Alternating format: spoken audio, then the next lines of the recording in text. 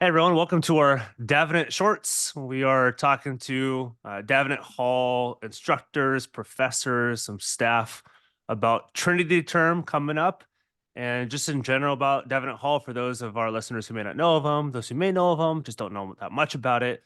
So we're excited to talk to lecturers, professors, and all of that. So we got Mr. Ryan Hurd. I know he's working on his doctorate yet, so he's not quite christened as a doctor, but call him Mr. Hurd until his doctor comes in. We'll call him a pre-doctor until his doctorate comes in. But we have Ryan Hurd coming on. We're going to talk about his course, Mercy of God in Scripture, I believe this is called. But yeah, thanks for coming on and to talk about your course.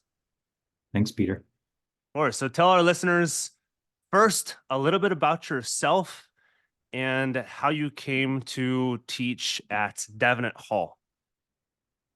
Yeah, my name is Ryan Hurd. I'm professor of theology at the Davenant Institute. I teach for them, especially doctrine of God, focused particularly on Thomism or scholasticism more broadly. And I've been teaching with Davenant for a good number of years here. I was kind of there, not entirely at the beginning, but kind of in the crowds, in the Davenant crowd from the start. So I've taught for them the last number of years. Awesome.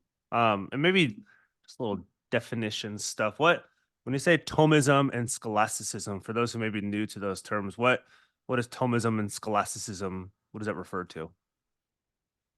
Thomism would be study of Thomas Aquinas. So I, by profession, a Thomist, and then scholasticism is kind of it's a difficult question. What is scholasticism? But Yeah. broadly Yeah. speaking, medieval theology.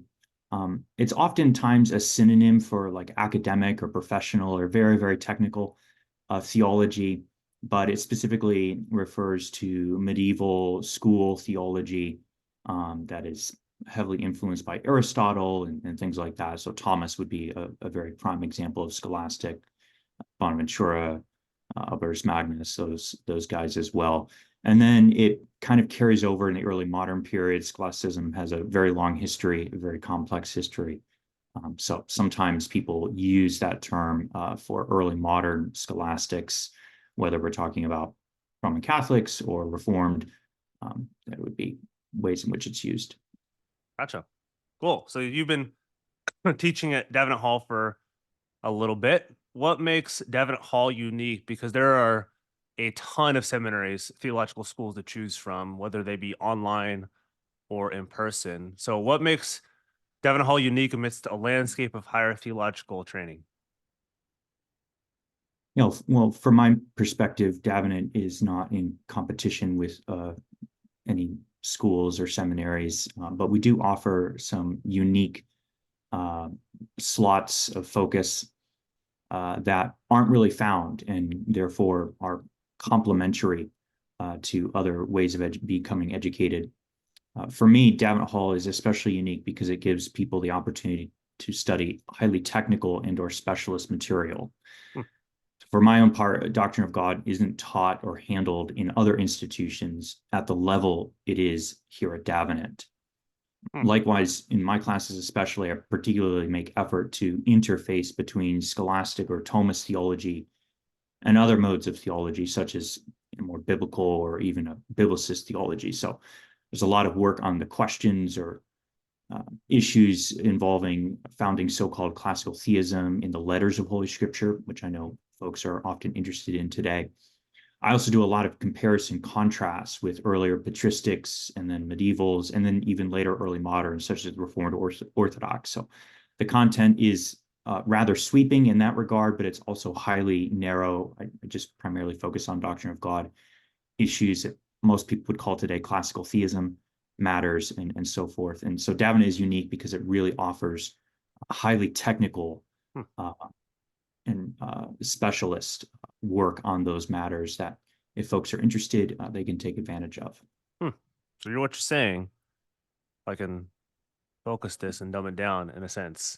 This is for theological nerds. So if you want to really dive deep into theology, then you go to Davenant Hall and really get your dose of classical theism and scholasticism and all that stuff, right? Sure. He's like, yeah, it's not for nerds, but but it is. So what are you teaching this term? This is mercy of God in scripture and tradition. What is that? What are you teaching and what is this on? Yeah, so this next term, I'm teaching an advanced class on mercy of God throughout tradition. The class focuses especially on various explanations of this doctrine, from the fathers to Moltmann. So Okay. a little bit of an overview, but it traces the rise and fall, so to speak, of various accounts, ranging from very minimalist, such as God is merciful merely because he's not cruel, to very maximalist, if you like, such as Moltmann's explanation why God is merciful, namely because he co-suffers our evil. Hmm. In all, there are about 6 different accounts throughout tradition, ranging in strength, for lack of better terms. And we work through their various sensibilities and issues of development, interioration, and so on throughout the course. Gotcha. So if you can tease or peek a little bit, you've talked about some theologians. Well, what are students if they're interested in like, yeah, I wanna take this course.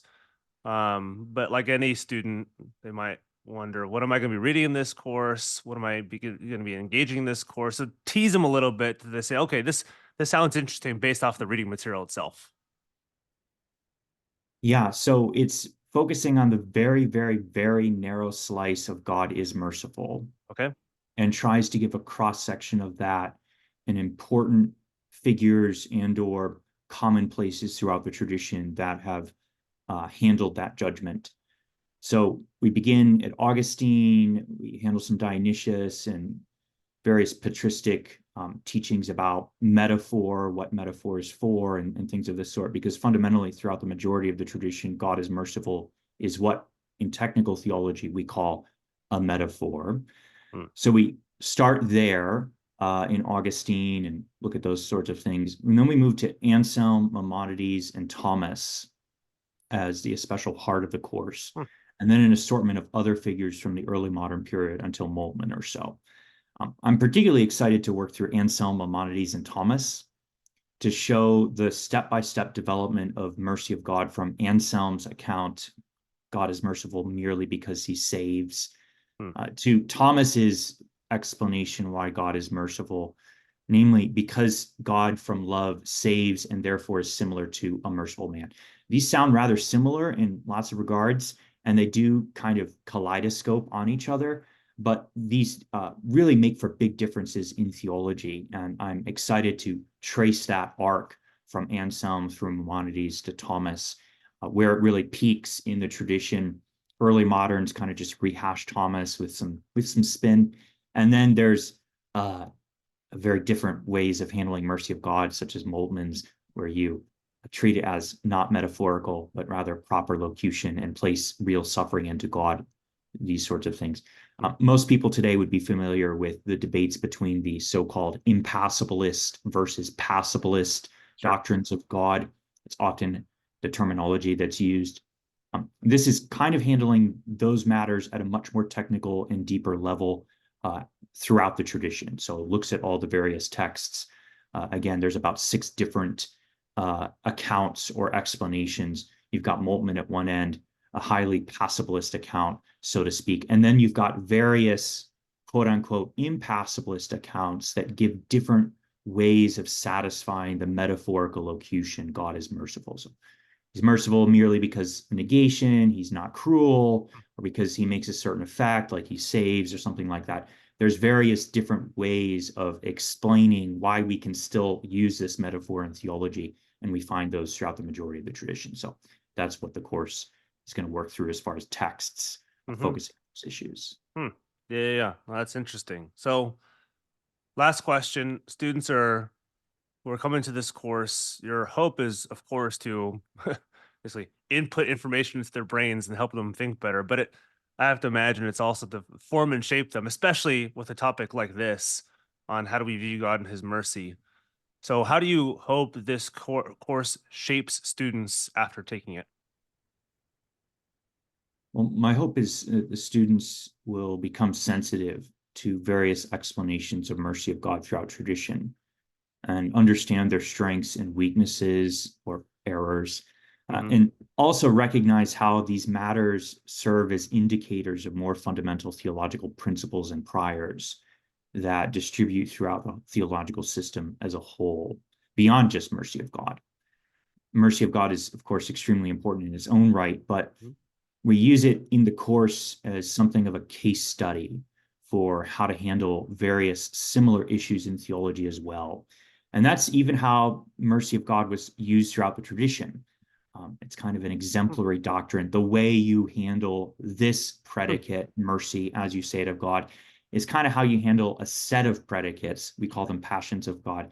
And so, as a very important passion for a large number of reasons, also for issues of salvation, Yeah.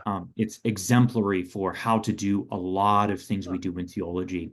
And so my hope is that students will not just understand various facets of the doctrine, various different kinds of accounts handling that doctrine, but how those differing accounts distribute into different systems in a larger or more macro scope. So as long as the students become more sensitive to those issues, I've counted the course a success. Gotcha.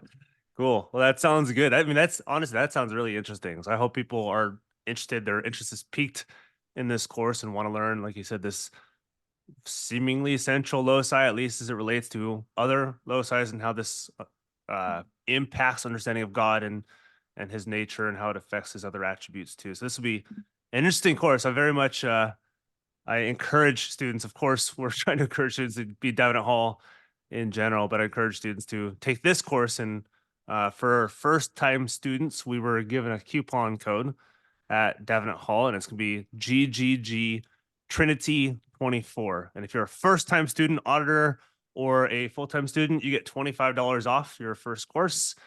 So it's effectively 10% off if you take Ms. Ryan Hurd's course on Mercy of God in Scripture and Tradition. So thanks for coming on the show and talking about your course and Davenant Hall in general.